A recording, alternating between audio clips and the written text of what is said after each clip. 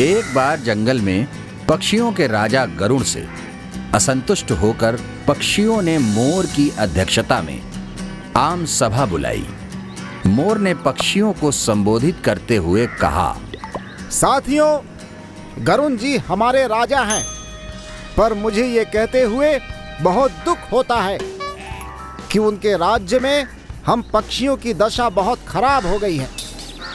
उसका कारण है कि गरुड़ जी तो यहाँ से दूर विष्णु लोक में विष्णु जी की सेवा में लगे रहते हैं। हमारी ओर ध्यान देने का उन्हें समय ही नहीं मिलता। हमें अपनी समस्याएं लेकर, फरियाद लेकर जंगल के राजा शेर के पास जाना पड़ता है। अब हमें क्या करना चाहिए, यही विचार करने के लिए ये सभा बुलाई गई है। हमें नया राजा चुनना चाहिए जो हमारी समस्याएं हल करे और दूसरे राजाओं के बीच बैठकर हम पक्षियों को जीव जगत में सम्मान दिलाए। मैं तोता जी के प्रस्ताव का समर्थन करता हूँ। मैं भी सहमत हूँ। मोर ने पंख फैलाए और घोषणा की। तो सर्वसम्मति से तय हुआ कि हम नए राजा का चुनाव करें, पर किसे बनाए हम राजा? सभी पक्षी एक दूसरे से सलाह करने लगे। तभी चकोर बोला, मैं राजा पद के लिए उल्लू जी का नाम पेश करता हूँ। वे बुद्धिमान हैं, उनकी आंखें तेजस्वी हैं, स्वभाव अति गंभीर है, ठीक जैसे राजा को शोभा देता है। चकोर जी का सुझाव बहुत दूरदर्शिता पूर्ण है।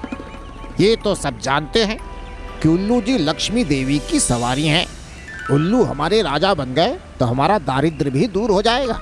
लक्ष्मी जी का नाम सुनते ही सब पर जादू सा प्रभाव हुआ। सभी पक्षी उल्लू को राजा बनाने पर राजी हो गए। ठीक है, मैं उल्लू जी से प्रार्थना करता हूँ कि वे कुछ शब्द बोलें। भाइयों, आप लोगों ने राजा बनाने का जो निर्णय किया है उससे मैं खुश हूँ। आप लोगों ने मुझे अपनी सेवा का मौका दिया, मैं उसे जिम्मेदारी से निभाऊंगा और आपकी सारी समस्याएं सुलझाने का मैं भरसक प्रयत्न करूंगा। धन्यवाद। पक्षियों ने एक स्वर में उल्लू महाराज की जय का नारा लगाया। कोयलें गाने लगीं। चील जाकर कहीं से मनमोहक डिजाइन वाला रेशम का शाल उठाकर ले आए। उसे एक डाल पर लटकाया गया और उल्लू उस पर विराजमान हुए। कबूतर जाकर कपड़ों का रंग बिरंगी धागा उठाकर लाया और उन्हें पेड़ की टहनियों पर लटकाकर सजाने लगा। मोरों की टोलियां पेड़ के चारों ओर नाचने लगी। एक पक्षी ने पेड़ के निकट पंजों से मिट्टी खोद खोद कर एक बड़ा हवन तैयार किया। दूसरे पक्षी लाल रंग के फूल लाकर कुंड में ढेरी लगाने लगे। कुंड के चारों ओर 8-10 तोते बैठकर मंत्र पढ़ने लगे। बाकी चिड़ियों ने सोने व चांदी के तारों से मुकुट बना डाला तथा हंस मोती लाकर मुकुट में सजाने लगा। तभी 2 मुख्य तोते पुजारियों ने उल्लू से प्रार्थना की, हे पक्षी श्रेष्ठ, चलिए लक्ष्मी मंदिर चलकर लक्ष्मी जी का पूजन करें। निर्वाचित राजा उल्लू तोते पंडितों के साथ लक्ष्मी मंदिर की ओर उड़ चले। उनके जाने के कुछ क्षण पश्चात ही वहां कौवा आया। चारों ओर जश्न सा माहौल देखकर वो चौंका।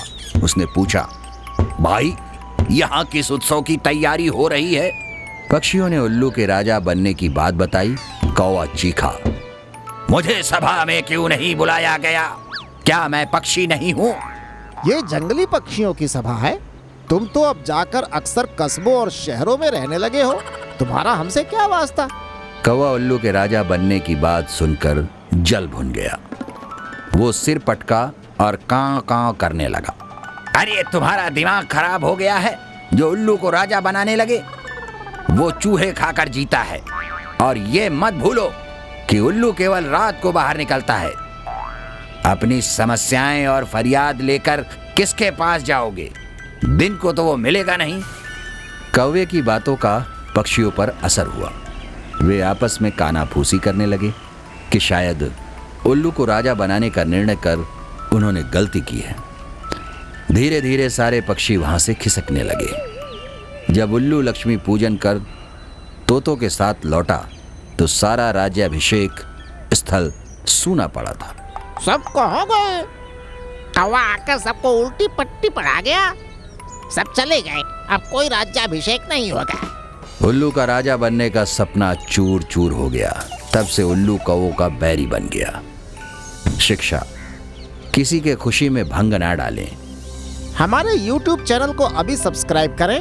नए वीडियो देखने के लिए बेल आइकॉन जरूर दबाएं। आप हमारे वीडियो पर अपना कमेंट जरूर दें। वीडियो को लाइक करके अपने मित्रों को शेयर जरूर करें।